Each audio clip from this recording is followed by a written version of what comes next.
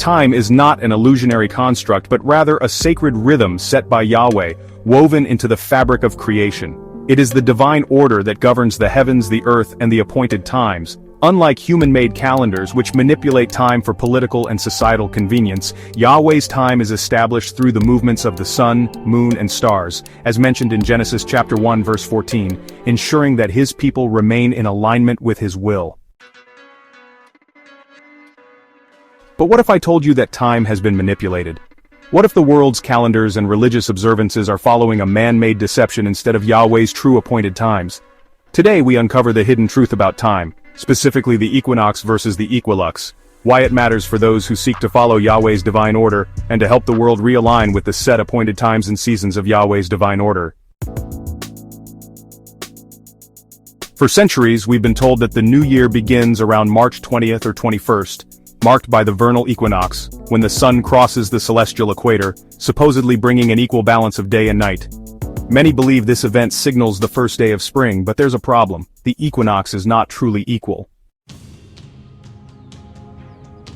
Despite what we are taught, the equinox does not produce an exact 12-hour day and 12-hour night. Instead, it is an astronomical calculation that varies slightly based on latitude, atmospheric refraction, and Earth's axial tilt. This means that the equinox is an approximation, not the true balance of time. If the equinox does not provide true balance, then what is Yahweh's appointed marker for time? The answer is the equilux, the actual day when light and darkness are perfectly equal, with 12 hours of daylight and 12 hours of night. Unlike the equinox, which is based on astronomical positioning, the equilux measures the real experience of light and darkness on Earth, the true balance of time as we live it.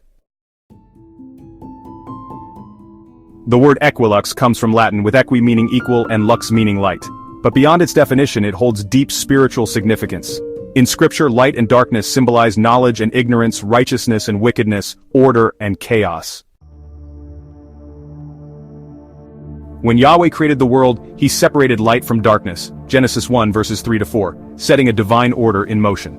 The equilux reflects this harmony in creation, revealing that Yahweh's timing is always precise and perfect. The number 12 also plays a key role in Yahweh's design. The 12 tribes of Israel and 12 apostles represent divine governance and completeness.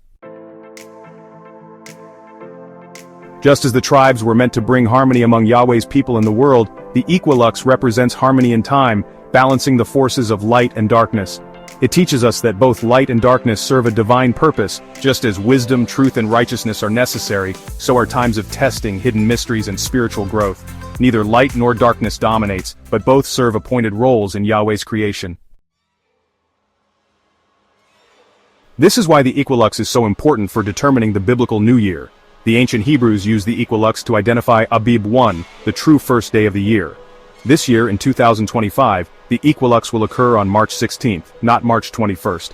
This distinction is critical because if we start our year on the wrong day, every feast, high holy day, and Sabbath that follows will be miscalculated, throwing us out of alignment with Yahweh's divine order. But don't take my word for it, look it up for yourself. Search for sunrise and sunset times on March 16, 2025, and you will see that the hours of light and darkness are perfectly equal. This is Yahweh's true marker of time. If the equilux is the true balance of time, why do most of the world's calendars follow the equinox instead? The answer lies in history.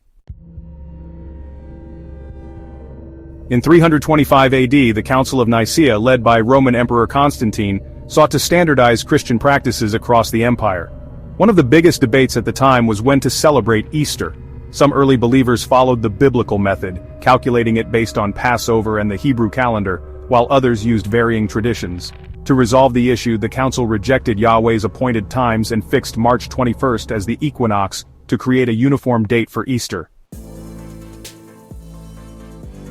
By the time of the First Council of Nicaea in AD 325, the Church of Alexandria had already designated March 21st as an ecclesiastical date for the equinox, completely ignoring actual astronomical observation.